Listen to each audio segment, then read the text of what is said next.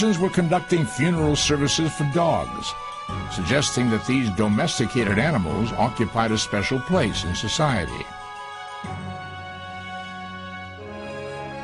Teotihuacan rapidly grew into a vibrant metropolis, which 250,000 Mesoamericans called home. But in the 8th century, its people suddenly and mysteriously deserted it. Centuries later, after the Aztecs rose to prominence in ancient Mexico, Teotihuacan was already in ruins. To the Aztecs, it became a hypnotic source of fascination and wonder. The Aztec obsession with Teotihuacan is certainly understandable. They were incredibly awed by the ruin. They imagined that Teotihuacan was so incredible that it could not possibly have been built by human hands, that it has to have been built by the gods. The Aztecs, who arrived here in the early 14th century, were but the first to be mystified by Teotihuacan. Who were the people who once lived here, and how did they fashion their advanced civilization? When we return, a violent volcanic eruption defines the destiny of the place that would come to be known as Teotihuacan.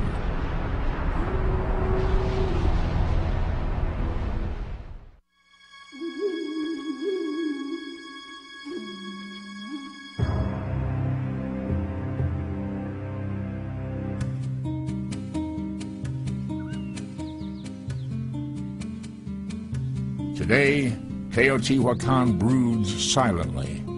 Its majestic pyramids are but a shadowy reflection of their former grandeur. But they endure as a monument to a noble idea that took root here 2,000 years ago. Some scholars believe the city's builders made a conscious effort to create a glittering utopia. This bold social experiment is without precedent in the entire history of Mesoamerica. What drove the Teotihuacanos to embark on their daunting mission? The answer perhaps lies in another prominent city 35 miles away, Cuicuilco. 3.5 centuries before Teotihuacan's rise, Cuicuilco dominated Mexico's central plateau as an important religious center. But around 50 years before the Common Era, its glory was erased by catastrophe.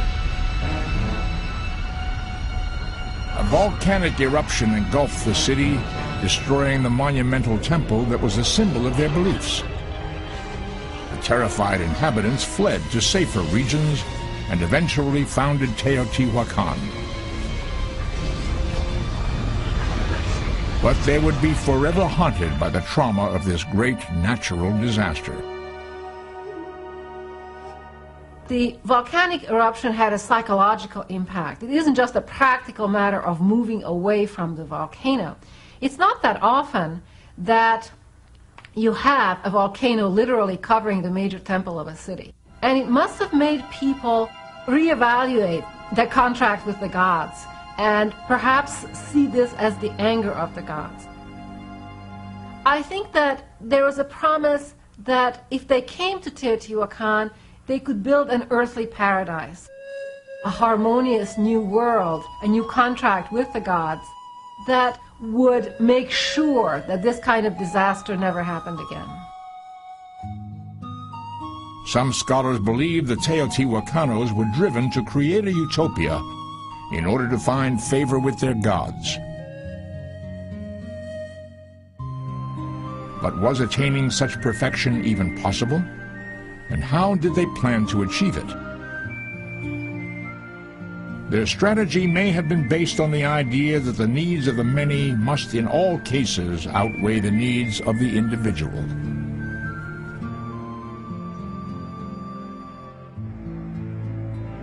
Scholars point to the Teotihuacanos' art as evidence of this belief. They seem to be really emphasizing the importance of the group over the individual, the importance of balance, the importance of community. And I think that's one of the major strengths of this site, was they had sort of a cult of the warrior, a cult of the soldier, that you would die for the common benefit of the group. A universal, selfless devotion to the community. What many cultures consider a noble yet unattainable ideal. But the Teotihuacanos seem to have transformed it into an everyday reality. What was their secret? Once again, their art may provide vital clues.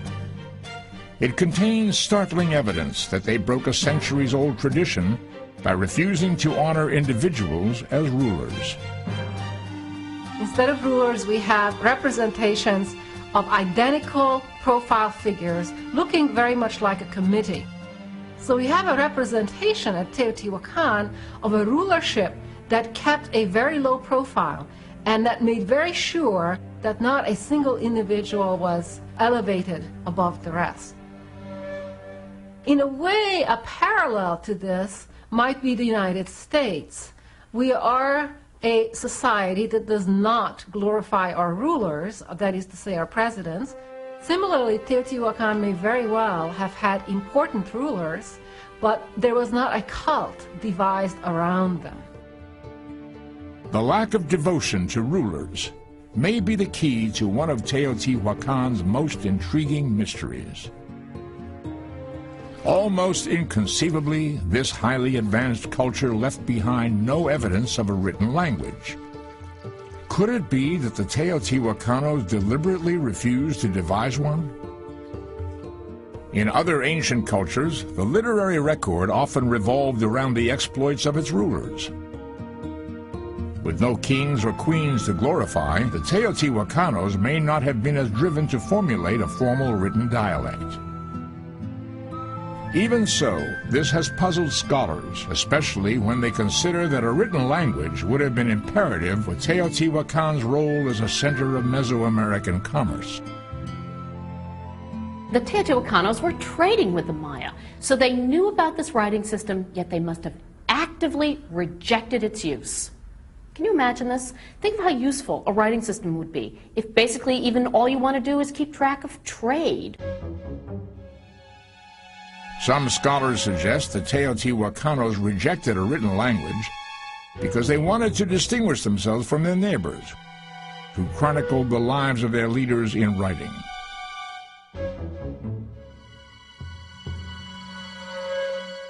It's this huge center in direct contact with major centers all over Mesoamerica, but still so distant and so aloof. And I think that's the great statement, is they're trying to show themselves as different and aloof, that they are separate and special. The extraordinary people of Teotihuacan, unconcerned with exalting their rulers, were able to effectively rechannel their energies. They had a loftier goal: to improve the quality of life of the common people. Proof of this can be found in the city's enormous network of apartment compounds.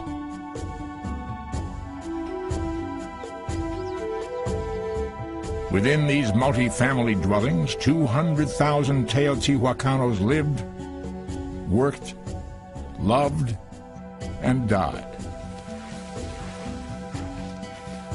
There is no other Mesoamerican culture that spent so much time and energy and labor in building homes for the ordinary people. And they indicate a real attempt at organizing the population on some both political and cosmic level. No other city in Mesoamerica ever went to so much trouble with its population. For 700 years, those who called these rooms home were united in a common purpose to make their utopian dream a reality. In that effort, they were bonded by their religious beliefs. Religion has to have been the cement that kept Teotihuacan together. And we know this not only from the enormous size of the major temples, but also from the fact that religious activity was associated with everybody at every level.